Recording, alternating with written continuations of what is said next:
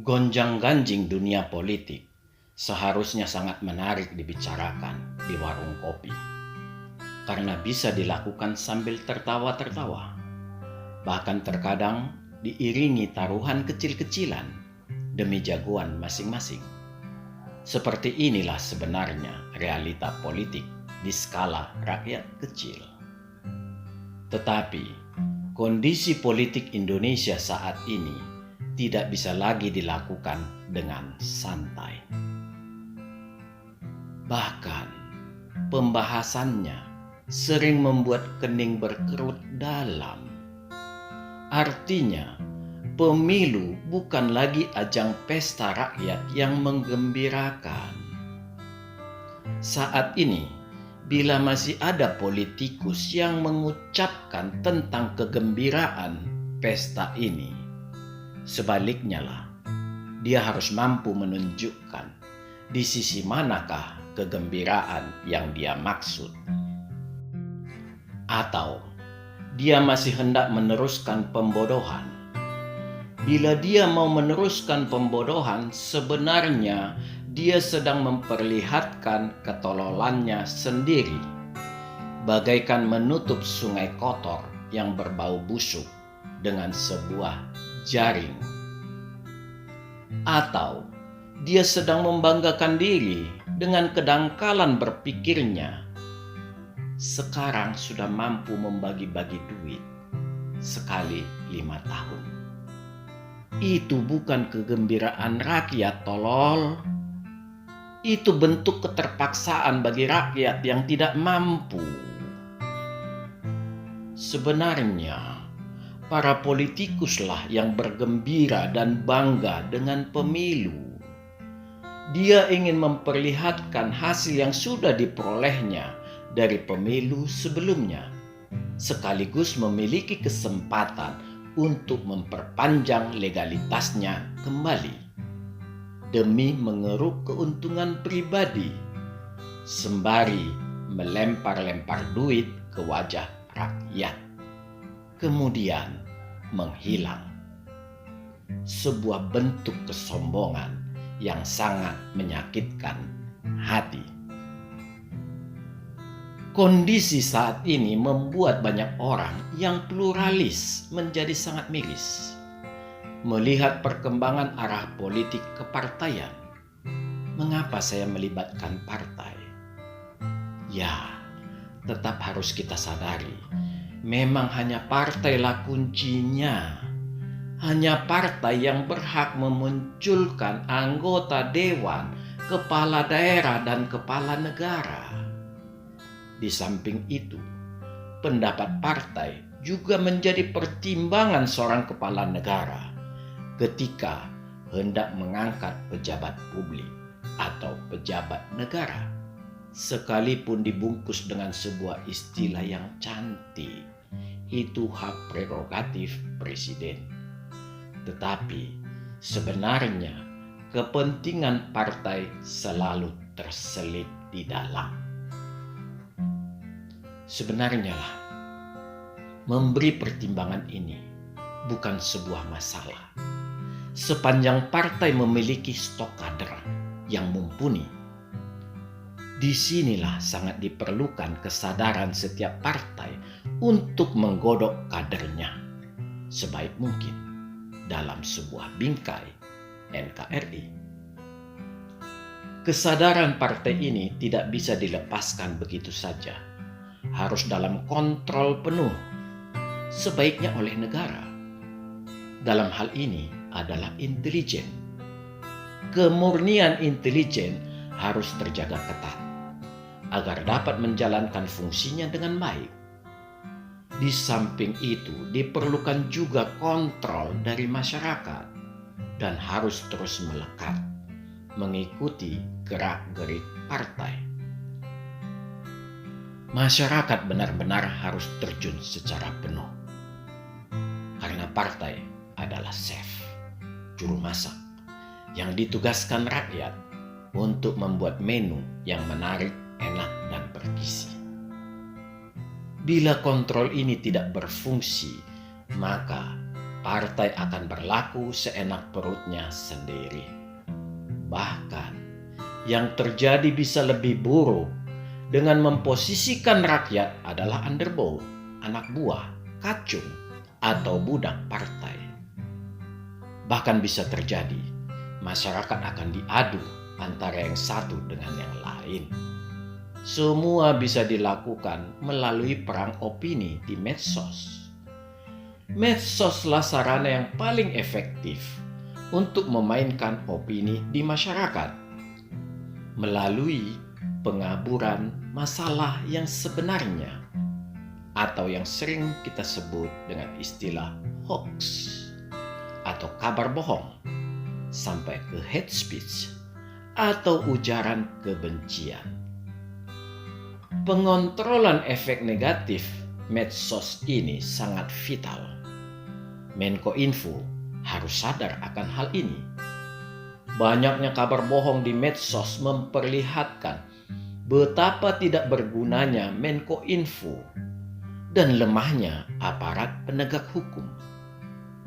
Atau mungkin Menkominfo berlindung di balik istilah kebebasan berpendapat atau takut dituduh memberangus. Bila hal ini terjadi, berarti Menkominfo tidak kalah bodohnya dengan penyebar hoax atau yang sejenis. Demikian juga aparat negara, aparat penegak hukum harus tegas. Jangan terusik dengan istilah yang menghadang, yaitu kriminalisasi.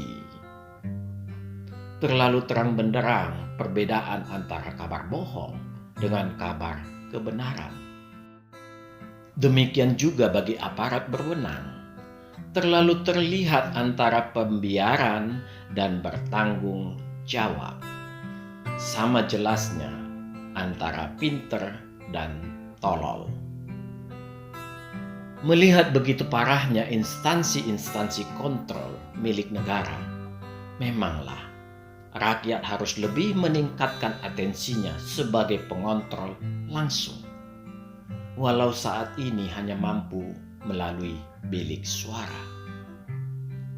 Kegagalan instansi negara dan partai-partai semua akan berefek langsung pada masyarakat. Masyarakatlah yang akan menjadi korban yang benar-benar hancur-hancuran.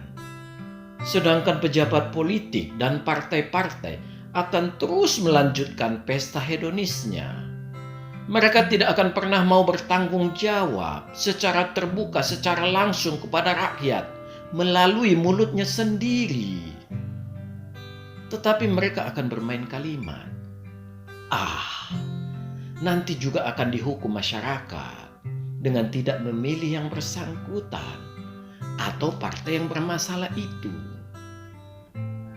Melihat sifat seperti ini, sangat jelas para pejabat publik tersebut sebenarnya tidak peduli pada integritas pribadinya atau bahkan memang tidak memilikinya. Malahan yang terjadi, pejabat publik itu akan membolak-balik kalimat, "Itu bukan tanggung jawab saya." Atau, "Dulu emang janjinya apa ya?" Bahkan bisa dengan lebih sinis mengatakan, "Siapa suruh memilih saya?"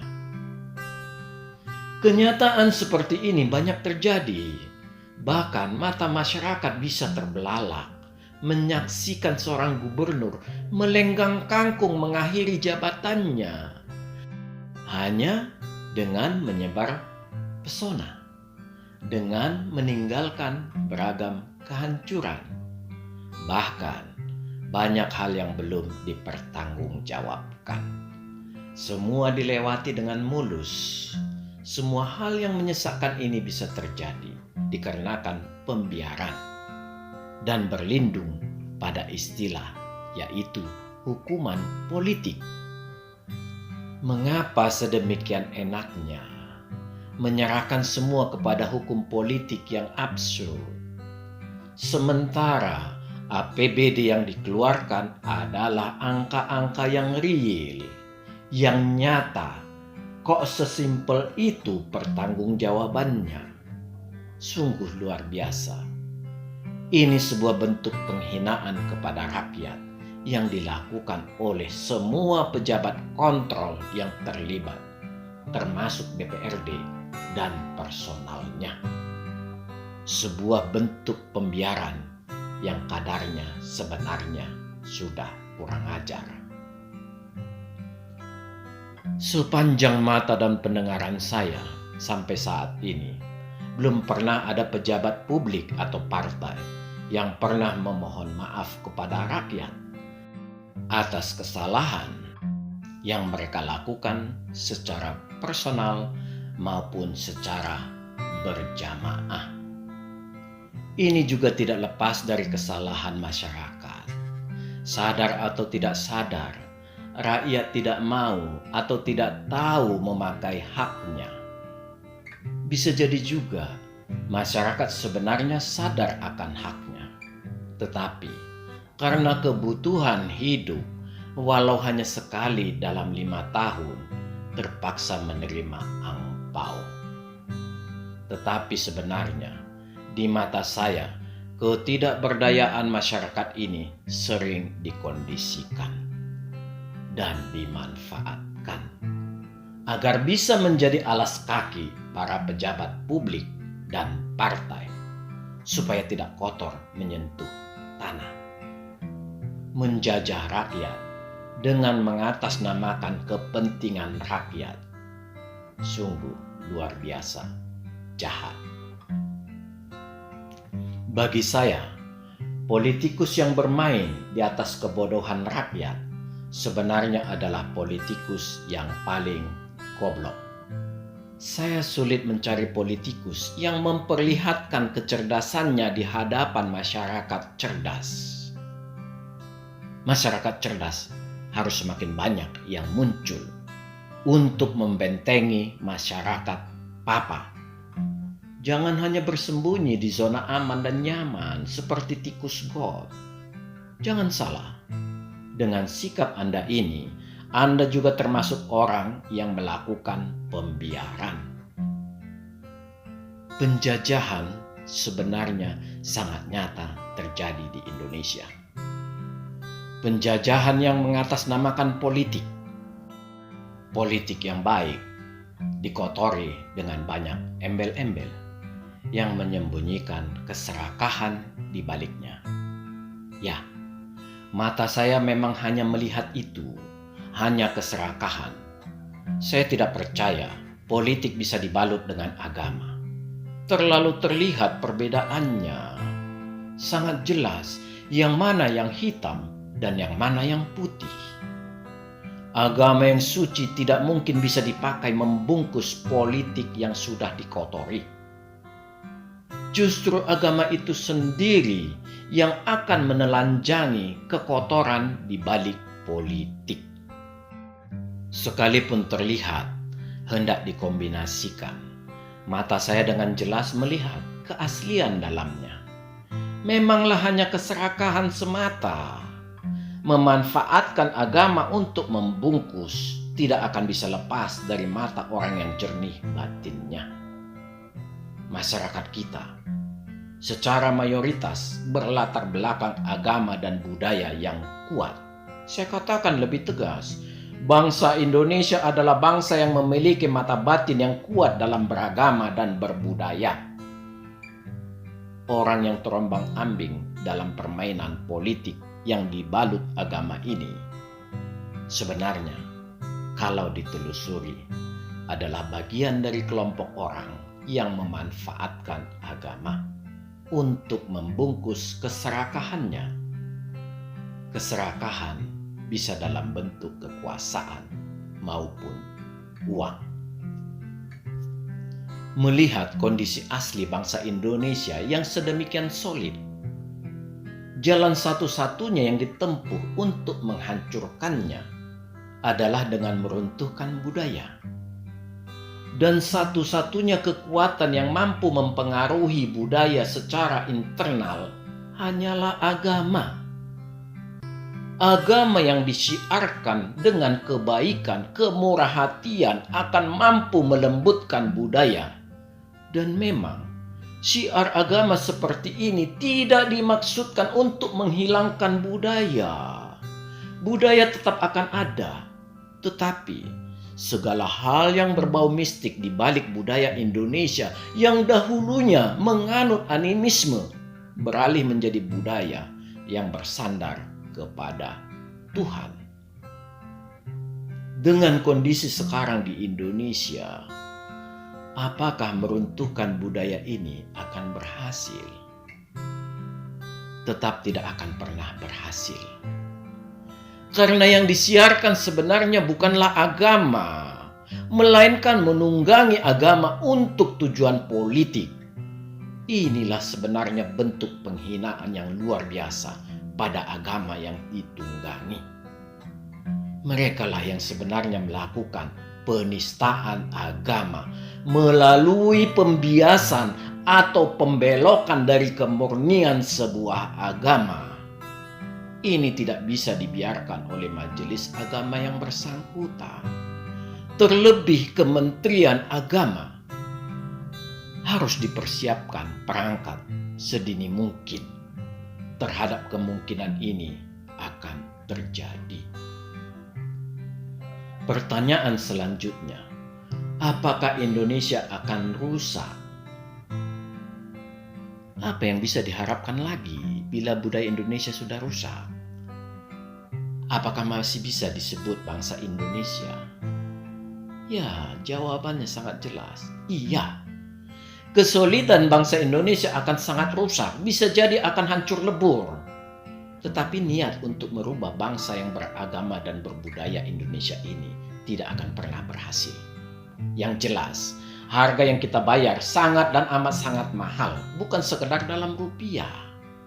Tetapi waktu pencapaian untuk menjadi negara maju semakin jauh.